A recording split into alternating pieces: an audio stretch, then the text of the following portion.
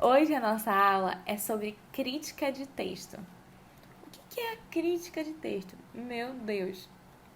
Eu queria começar essa aula com essa seguinte frase: todas as formas de comunicação detêm conteúdo.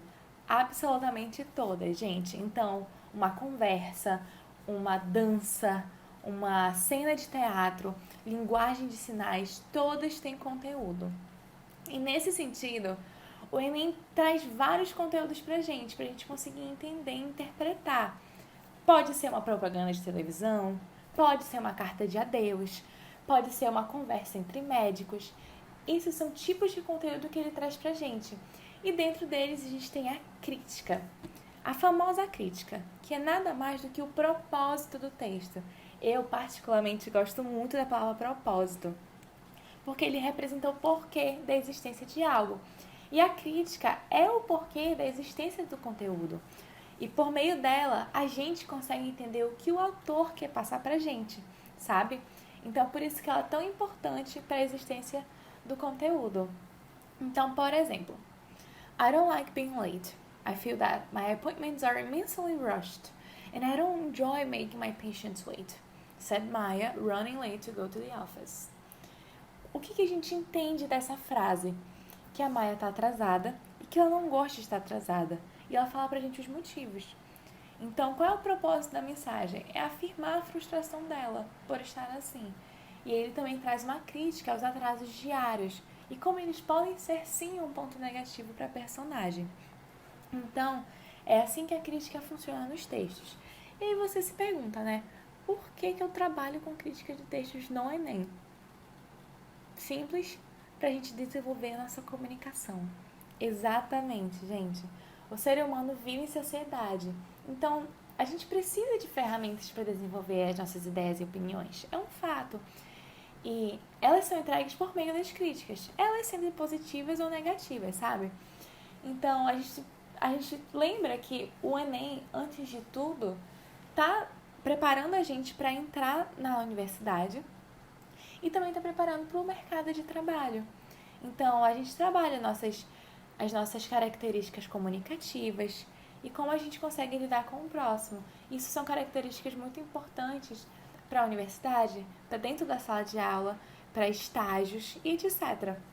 Então, é por isso que o Enem traz para a gente esses veículos de comunicação, para a gente conseguir compreender e interpretar o conteúdo. Aí a gente pensa, como realmente a gente consegue entender a mensagem do leitor? Eu trouxe pra gente 4 dicas que particularmente me ajudam bastante a entender as críticas de cada texto. Tips to rock on Enem. A gente vai arrasar. Primeira dica, entender o tipo de linguagem. Como assim o tipo de linguagem? Se ela é formal ou informal. Quando a gente sabe o estilo que o autor está trazendo pra gente, a gente consegue entender um pouquinho melhor para quem ele está se referindo ou como ele está se referindo. Por exemplo, se eu estou falando com vocês de uma maneira formal, sem expressões ou gírias ou nada divertente da linguagem coloquial, é nítido que eu não estou conversando com meu chefe ou algo assim. Eu estou falando de uma maneira mais tranquila, mais informal, falando com os meus amigos, meus colegas e assim por diante. E é assim que a gente consegue identificar a nossa dica número 2, que é identificar o público-alvo. Porque quando a gente sabe para quem aquela linguagem, aquele texto, aquela crítica se refere, para onde ela está apontando, é mais fácil a gente entender o contexto dela e saber o porquê dela estar ali e qual é o sentido dela estar ali. Então, a primeira dica, que é entender o tipo de linguagem, leva a dica número 2, que a gente consegue ver se é uma linguagem formal ou informal e para quem é essa linguagem. Se é para um colega, se é para um chefe, se é para o meu pai, para minha mãe e etc.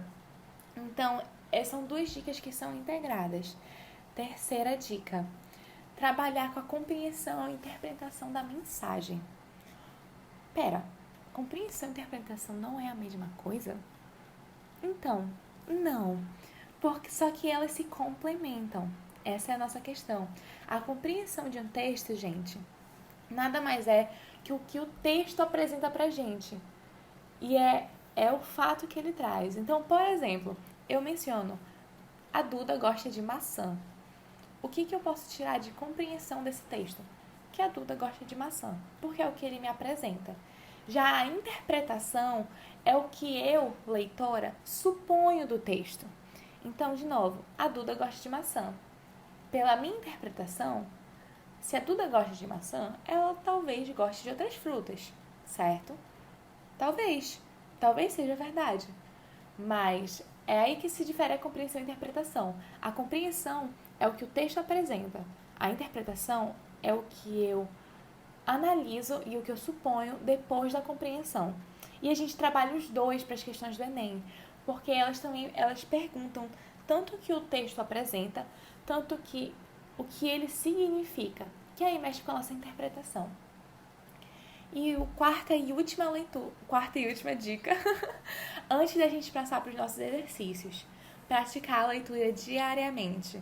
Eu sei que vocês já devem estar carecas de saber e de ouvir isso, porém é muito efetivo a gente criar o hábito da leitura, porque com ele a gente vai conseguindo trabalhar nossa compreensão e interpretação. A gente vai conseguindo entender para quem o leitor está escrevendo aquela mensagem e qual é o tipo de informação, qual é o tipo de linguagem que ele está passando para a gente, o leitor. Por isso que criar o hábito de leitura é muito importante. Caso você não tenha esse hábito, tudo bem você começar com 2 páginas por dia, 3 páginas por dia, tirar 10 minutinhos do seu dia para ler, porque já é algo, você começa a criar sua constância, e o que é algo muito bacana para a vida da leitura. E é isso, gente. Então, com isso, com essas 4 dicas, a gente vai ver os nossos exercícios e a gente vai entender um pouquinho melhor como as críticas funcionam e como elas principalmente nos ajudam a trabalhar nas questões. Então vamos lá, gente. Exercício número 1, a gente vai procurar a crítica do texto e como ela vai nos ajudar a responder a pergunta. Spring Break Camp. Fun with folk art. Art can be made by anyone, from pioneers in the Florida frontier to ancient Tumacum Indian tribes. Artistic tradition abounds across many cultures. Learn how to make Native American pottery, sing pioneer folk songs, and listen to folk tales passed down through generations. Beleza. O que esse texto traz pra gente? Primeiro, a linguagem. A gente consegue entender que é uma linguagem mais informal, mais alegre, no sentido de ela não é tão estruturada, ela mostra o que o acampamento tem e tá com o sentido de trazer pessoas para aquele acampamento. Então é uma linguagem mais informal. E aí a gente já passa para o nosso ponto número 2. Que público é esse? A gente consegue olhar na figura que é uma pessoa explicando algo para pessoas ali sentadas, talvez crianças. Então a gente consegue pensar que o público-alvo talvez seja entre 7 a 15 anos ou 6 a 16. Isso é um público mais juvenil. E aí a gente já consegue pensar o porquê desse folder existir. Terceiro, compreensão e interpretação. O que a gente consegue compreender? A gente consegue compreender os fatos que o acampamento traz, o que ele vai ensinar para as pessoas que estão acampando. E a nossa interpretação é que ele está chamando as pessoas para ir para lá, porque afinal de contas é um acampamento. A gente precisa de participantes para ele acontecer. Então esses são os nossos 3 pontos que a gente faz na nossa cabeça automaticamente antes de responder a pergunta.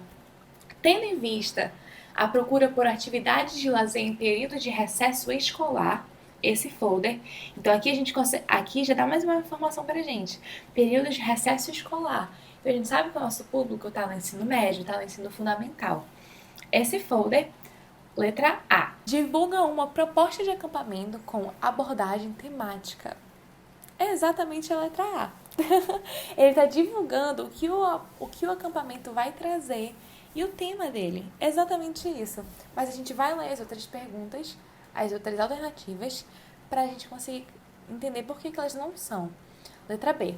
Anuncia a exibição de uma série de filmes sobre tradições culturais. Não é uma série, não é filme. E menciona, sim, tradições culturais, porém, não é por meio da indústria cinematográfica. Então, letra B não pode ser. Letra C. Comunica a abertura de inscrições para um curso de música folclórica. Não é uma abertura de inscrições e nem um curso de música. É um acampamento que envolve música folclórica, porém não é uma inscrição para um curso. Então, letra C não pode ser. Letra D. Encoraja a realização de oficinas de contação de história para crianças. Aí a gente já trabalha um pouco com a interpretação. Pode ter contação de história para crianças? Pode. Mas é o que o texto está apresentando? Não. Ele está apresentando o folder de um acampamento. E o que nesse acampamento vai ter? Então não pode ser a letra D. E letra E. Convida para a apresentação de uma peça teatral sobre cultura indígena. De novo, a gente trabalha com a interpretação. Pode ter uma peça teatral? Pode. Mas não é o que o folder traz. Não é um convite para uma apresentação. É um convite para participar do acampamento. E por isso que a letra E não pode. Então, com isso, questão número 1, letra A. Na questão número 2, vocês vão pausar um pouquinho nesse texto, nesse nosso vídeo, e aí vocês vão tentar responder. E aí a gente vai responder juntos. Então vamos lá, nosso primeiro ponto, uma linguagem. Se vocês conseguem perceber que ele usa uma linguagem um pouco mais formal do que a linguagem do exercício número 1, ele usa uma linguagem mais formal porque ele retrata de um assunto diferente da primeiro exercício. É um assunto, uma crítica séria em relação ao uso do celular. Então, quando você tem um teor mais sério, você normalmente usa uma linguagem mais formal. E aí a gente vai para o nosso tópico número 2. Qual é o público desse texto? Bem, o público é quem utiliza o celular. Provavelmente quem utiliza o celular de uma maneira excessiva, de uma maneira que atrapalha a sociedade.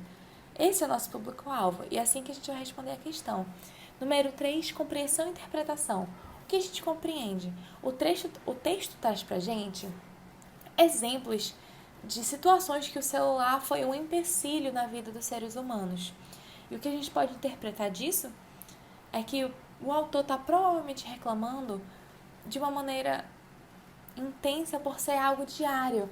Ele traz tantos exemplos pra gente dessas situações que a gente consegue entender que não é algo esporádico, e sim algo que acontece no dia a dia.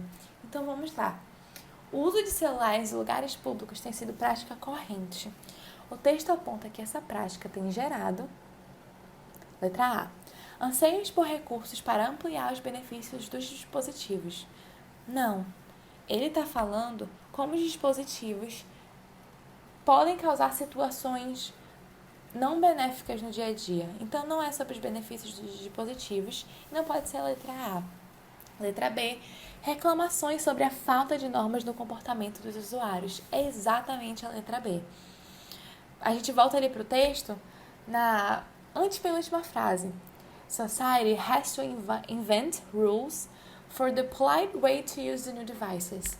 Então, ele está trazendo uma reclamação e está falando o que pode ser feito para não acontecer mais essas situações em que o celular não foi um aparelho benéfico. Então, é uma reclamação sobre a falta de normas de comportamentos dos usuários. Letra B. Letra C. Questionamentos a respeito da dependência constante dessa tecnologia. Aí a gente mexe com a interpretação. É uma dependência constante? Talvez, mas não é o que o texto traz. Ele traz crítica sobre como isso atrapalha a sociedade. Por isso que não podem ser questionamentos, e sim afirmações. Por isso que não pode ser a letra C. Letra D, discussões acerca da legislação para a comercialização de telefones. O texto não menciona comercialização. Ele sim menciona situações em que o celular não foi um ponto positivo. Por isso não pode ser a letra D. Letra E, dúvidas dos usuários em relação ao manuseio de novos aparelhos. O texto não traz dúvidas ou nada em relação ao manuseio técnico dos aparelhos, mas sim como o uso deles de uma maneira desgovernada atrapalha a sociedade. Por isso, exercício número 2, letra B. Último exercício do dia, classifying. Vocês pausam o nosso vídeo e aí a gente vai responder juntos depois. Tudo certo? Vamos lá? O que o nosso texto traz? Primeiro, a nossa linguagem. Não é uma linguagem mais formal, como no segundo exercício. É uma linguagem mais solta, mais leve, mais tranquila, uma linguagem mais informal. E aí a gente vai para o nosso público. A gente consegue perceber que no texto ele menciona o nome de várias pessoas com diferentes características. Então o nosso público ele é mais geral, ele é mais indefinido, é algo mais diversificado. Na verdade, esse nosso ponto é até uma leve dica para a resolução dessa questão, que a gente vai ver já já. E o número 3, compreensão e interpretação. O que a gente compreende do texto? Que há pessoas com diferentes características. E essas diferentes características formam diversos grupos. Essa é a compreensão que a gente tem, que é o que ele apresenta pra gente. E a interpretação é que o mundo é muito diversificado. Então, nós temos pessoas de vários jeitos e trejeitos. E é isso que a gente consegue entender desse texto. E é como a gente vai responder nessa questão. No poema Classifying, a escritora inglesa Judith Nichols compara várias pessoas com o objetivo de, letra E, denunciar a intolerância às diferenças físicas? Não é uma denúncia. E não é uma denúncia à intolerância. Ela está mencionando as diferenças tanto físicas quanto de relação a gostos. Então não é uma denúncia. Por isso não pode ser a letra E. Letra D. Destacar as singularidades de cada ser humano. Exatamente. Aqui a gente mexe com a nossa interpretação e compreensão. Se o texto está me apresentando várias pessoas com diferentes características de gostos, de características físicas, a gente tem uma diversidade, certo? E cada pessoa é singular do seu jeitinho e é perfeita do seu jeitinho. E aí entra a nossa interpretação. Por isso que é a letra D, destacar as singularidades de cada ser humano. Então, letra D é a nossa resposta. A gente vai analisar as outras para ver por que elas não podem ser a resposta correta. Letra C, ilustrar a relação entre tipo físico e estilo de vida. Ele não faz essa conexão entre o físico e o estilo de vida. Não é algo restrito. Ele traz a diversidade. Por isso que não pode ser a letra C, porque ela contradiz o sentido geral do texto de diversidade. Letra B, classificar as preferências de diferentes pessoas. Não é questão de as preferências de cada pessoa, mas sim as suas singularidades e o que as tornam únicas. Por isso não pode ser a letra B. E letra A, enumerar a diversidade de características físicas. Também não, porque tem um sentido maior. Não é apenas mostrar quais são as características físicas. É analisar e apresentar para o leitor que tem diferentes características físicas, sim. Nós temos também características de jeitos e gostos e tá tudo bem. Porque nós somos singulares, somos diferentes. E é isso que importa. Por isso que a resposta é a letra D. E com isso, a gente termina a nossa aula de hoje sobre crítica de texto. Muito obrigada por assistir essa aula e até a próxima!